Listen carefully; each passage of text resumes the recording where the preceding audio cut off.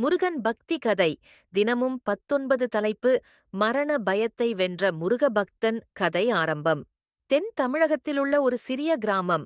பசுமை சூழ்ந்த வயல் நிலங்களும் தொட்டிலில் ஊஞ்சலாடும் காற்றும் மஞ்சள் நிற சூரிய கதிரும். அந்த கிராமத்தில் வசித்தார் பழனிசாமி என்பவர். இவர் ஒரு சாதாரண விவசாயி. ஆனால் அவரது வாழ்க்கையில் எப்போதும் ஒரு கவலை இருந்தது: மரணம் என்ற பயம். அவர் எப்போதும் மரணத்தைப் பற்றி நினைத்து மனதில் பதட்டத்துடன் வாழ்ந்தார். ஒரு சிறிய சளி வந்தாலும், இது ஏதோ பெரிய நோயாக மாறிவிடுமோ என்ற பயம். மருத்துவரிடம் அடிக்கடி செல்வது, வீணான பரிசோதனைகள் எல்லாம் ஒரு பழக்கமாகிவிட்டது. பக்தியின் தொடக்கம். ஒருநாள் பழனிசாமி ஒரு குன்று வழியாக பயணம் செய்யும்போது ஒரு சிறிய முருகன் கோவிலைக் கண்டார். அந்த கோவில் பாறைகளுக்கிடையே ஒரு மூதாட்டி பூஜை செய்து கொண்டிருந்தாள்.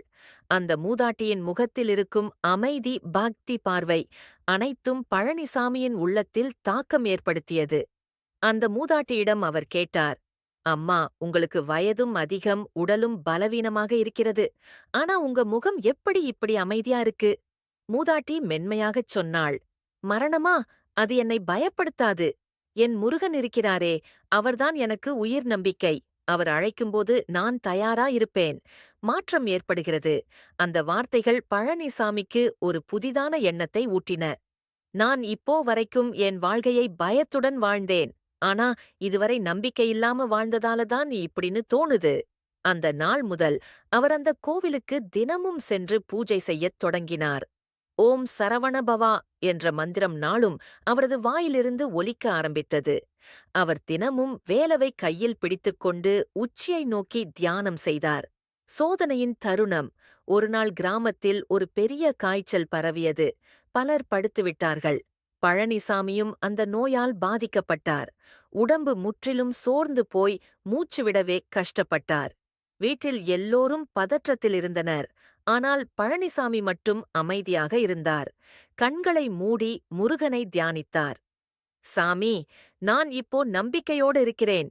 நீ என்னை காப்பாத்தினாலும் பரவாயில்லை, அழைத்தாலும் பரவாயில்லை. உன் பாதத்தில் நான் இருக்க விரும்புகிறேன். அந்த இரவில் பழனிசாமி கனவில் முருகனைக் கண்டார். முருகன் அழகான வடிவத்தில் வந்து அவரது நெற்றியில் கருணையோடு கைகளை வைத்தார். மறுபிறவி போன்ற பயண ஆரம்பம். அடுத்த நாள் பழனிசாமி எழுந்தபோது அவரின் உடம்பு சற்று நன்றாக இருந்தது. சில நாட்களில் அவர் முழுமையாக குணமடைந்தார்.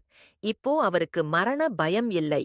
ஏனெனில் அவர் உணர்ந்தார்: நம்பிக்கையோடு வாழ்ந்தால் மரணமும் ஒரு விடுதலையோடு வரும். முருகனிடம் பட்ட பாசம்தான் உண்மையான சுதந்திரம். கடைசி பகுதி: உண்மை நம்பிக்கையின் பாடம். அதன் பிறகு அவர் தனது வாழ்க்கையை சாமி சேவைக்கே அர்ப்பணித்தார். தினமும் முருகன் கோவிலில் தன்னார்வ சேவை செய்தார். பலர் அவரிடம் மன அமைதி தேடி வந்தார்கள். அவர் சொல்வார்: நம்ம வாழ்க்கையில் மரணம் ஒரு நாள் வரும். ஆனா அதுக்கு முன் நம்ம நம்பிக்கை இருக்கணும். நம்மை காப்பாற்றும் முருகன் இருக்கிறார். நாம பயப்பட வேண்டியதில்லை. முடிவு: இந்த கதையின் மூலம் நாம் கற்றுக்கொள்ள வேண்டியது: பயத்தோடு வாழ்வதை விட பக்தியோடு வாழ்வதே சுதந்திரம். நம்பிக்கையுடன் வாழ்ந்தால் எந்த சோதனையையும் கடக்க முடியும். முருகன் நமக்கு பாதுகாப்பு தரும் வலிமையான கரம்.